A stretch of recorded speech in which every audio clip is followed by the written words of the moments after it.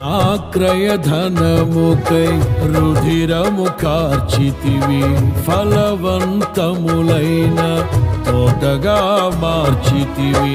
ఫలితము కొరకైన శోధన కలిగినను ప్రతిఫలముగా నాకు ఘనతను నియమించి, ఆశ్చర్యకరమైన ఆదరణ కలిగిల్చి, అన్ని వేళలయందు ఆశ్రయమైనావు. ఎంతగా కీర్తించినా నీ రుణమే నే తీర్చగలనా? ఇదే కదా నీలో పరవశం, మరువలేని తీయని జ్ఞాపకం.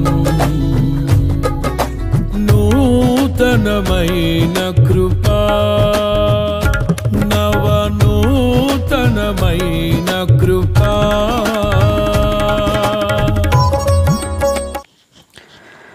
ప్రభు అయినటువంటి యేసుక్రీస్తు వారి పరిశుద్ధమైన నామంలో తండ్రి అయిన దేవాది దేవునికి నిత్యము స్తుతియు స్తోత్రములు, మహిమయు ఘనతయు ప్రభావములు యుగయుగములు ప్రభువునకే చెల్లునుగాక.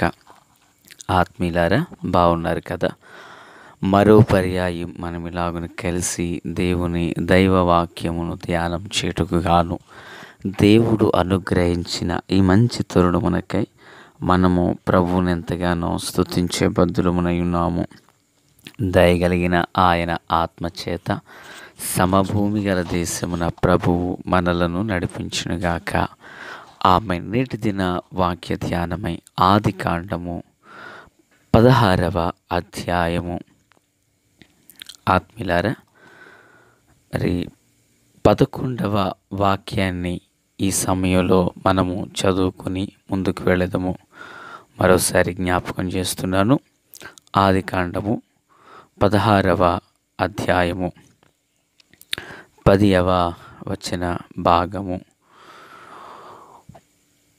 మన్నించండి, 11వ వాక్యం. మరియు యెహోవా దూత యెహోవా నా మొర వినెను, మరియు యెహోవా దూత ఇదిగో యెహోవా నీ మొర వినెను, నీవు గర్భవతి ఉన్నావు, నీవు కుమారుని కని అతనికి ఇష్మాయేలను పేరు పెట్టుదువు అని దేవదూత మాట్లాడారు. అలాగున మాట్లాడుచున్నప్పుడు 13వ వచనంలో అది చూచుచున్న దేవుడవు నీవే అని పేరు తనతో మాట్లాడిన యెహోవాకు పేరు పెట్టెను. ఏలయనగా నన్ను చూచిన వానిని నేనిక్కడ చూచితిని కదా అని అనుకొనెను. ప్రార్థన. మహాపరిశుద్ధుడా, ప్రేమగల తండ్రి, కృపగల దేవా, స్తోత్రాలు. చదవబడి ఉన్న వాక్యము మీది, వినుచున్న వారందరూ మీ వారు.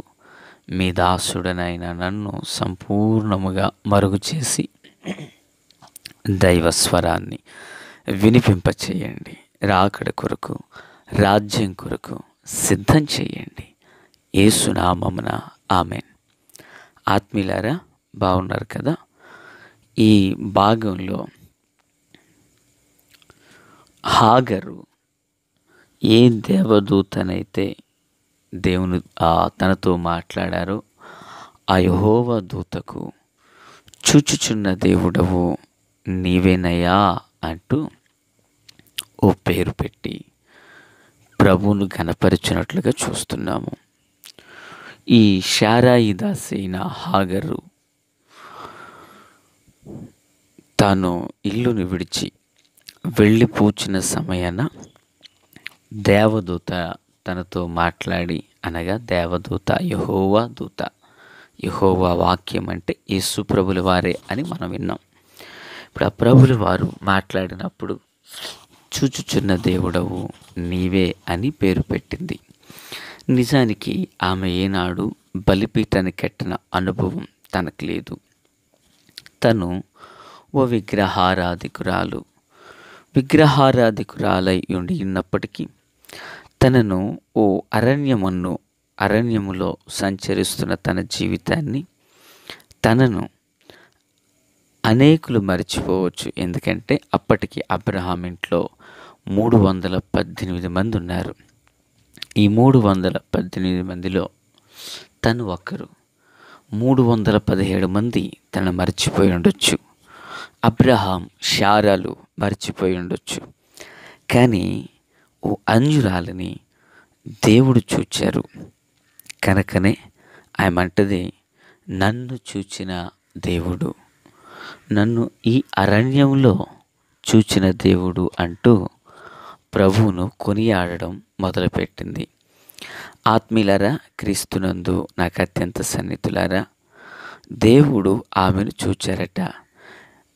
జ్ఞానవంతుడైన సొలొమోను తన సామెతల గ్రంథాన్ని రాస్తున్నప్పుడు 15వ అధ్యాయం 3వ వచనంలో అంటున్నారు, యెహోవా కన్నులు ప్రతి స్థలమందు ఉన్నాయి, అవి మంచివారిని చెడ్డవారిని బాగా చూస్తున్నారు అని వాక్యం చెప్పబడింది. ఆత్మీయులారా, వింటున్నారా? దేవుడు ప్రతి స్థలమందు తన కన్నులను ఉంచారంట. ఆయన చెడ్డవారిని చూస్తున్నారు, మంచివారిని చూస్తున్నారు. ప్రియులారా, వారు మంచివారిని చూచి చెడ్డవారిని విడిచిపెట్టలేదు, చెడ్డవారిని చూస్తూ మంచివారిని మర్చిపోలేదు. ఆయన ప్రతి స్థలములో ఉన్నాడు. ప్రతి ఒక్కరి మీద తన కన్నులున్నాయి.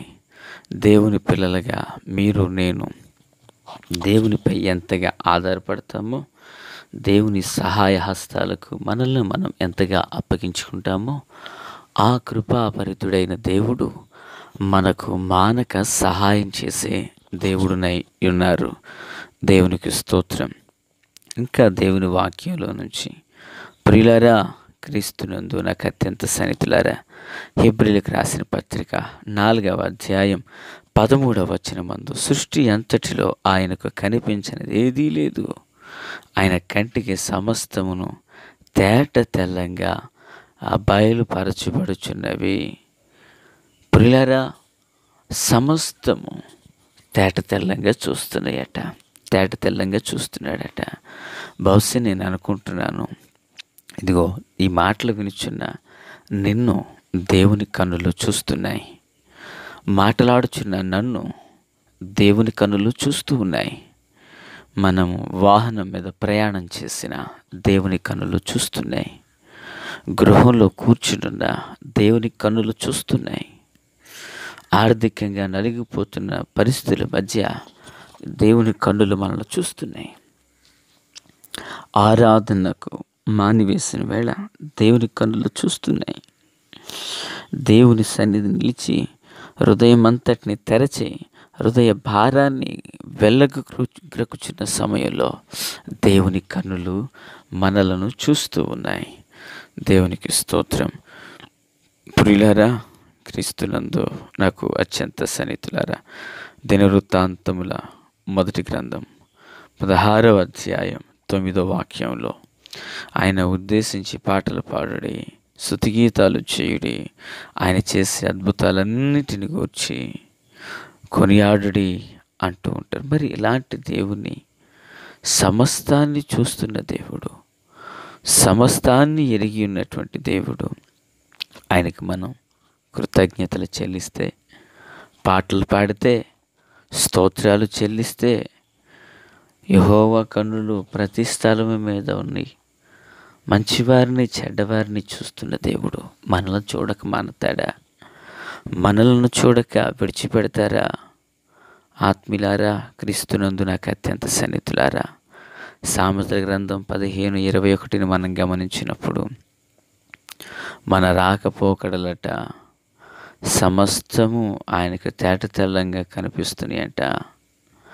మనిషి ప్రవర్తన అంతా ఆయన తూచినట్లుగా అంచనా వేస్తాడట. ఆత్మీయులారా, మరి ఉదయకాల వెళ్ళి మాటలు వినిచున్న మన జీవితంలో మనల్ని చూస్తున్న దేవుడు, అబ్రహాము శారాలు హాగరుని విడిచిపెట్టి ఉండొచ్చు, కానీ దేవుడు చూస్తున్నాడు. ఇంట్లో ఉన్నటువంటి మిగిలినటువంటి పనివారులు హాగరుని విడిచిపెట్టి ఉండొచ్చు, కానీ దేవుడు చూస్తున్నాడు. ఈ ఉదయకాల వేళ మనలను దేవుడు చూస్తున్నాడు. మనల్ని మనుషులు పట్టించుకోకపోవచ్చు, రక్త సంబంధికులు పట్టించుకోపోవచ్చు, కొన్నిసార్లు వీరు మన అనుకున్నటువంటి వారే మనలను పట్టించుకోకుండా జీవిస్తూ ఉండవచ్చు. అయితే ఈ ఉదయన దేవుడు మనల్ని పట్టించుకునే దేవునిగాను, ఆయన కనుసన్నలలో మనం నడుచుకుని నీడల ప్రతిఫలం ఇచ్చే దేవునిగాను ఆయన ఉన్నారు. ప్రార్థన చేసుకుందామా? మహాపరిశుద్ధుడా, ప్రేమగల తండ్రి, కృపగల దేవా, వందనాలు, కృతజ్ఞత, స్తుతులు, స్తోత్రాలు చెల్లిస్తున్నాం. మీ ఆత్మతో నింపండి, మీ అభిషేకంతో నింపండి. నీవే న్యాయాధిపతి అయిన దేవుడవు, సర్వాధికారము కలిగిన మహారాజువు. మీ ఆత్మబలముతో దీవించండి, ఆదరించండి, అభిషేకించండి. వాక్యానుసారమైన జీవితం మాకు ప్రసాదింపచేయండి. దేవా, హాగరును అరణ్యములో చూచినట్లుగా మా ఎడల మీ కనుదృష్టి అనుదినము ఉండునుగాక. మేలుతో నింపండి. అరణ్యములో నా దేవా, ఇజ్రాయేలీయుల ఎడల పగలు మేఘస్తంభం, రాత్రి అగ్నిస్తంభముగా ఉన్నట్లుగా మాతో ఉండండి. అయ్యా, ఐగుప్తు దేశంలో బానిసత్వాన్ని అనుభవిస్తున్న ఇజ్రాయేలును చూచినట్లుగా మమ్మను కనుదృష్టి ఉంచమని ప్రార్థిస్తున్నాం. మీ కనుదృష్టికి నీతిగా నడుచుకునే భాగ్యం మాకందరికీ దయచేయండి. యేసు నామమున ఆమేన్. Praise the lord.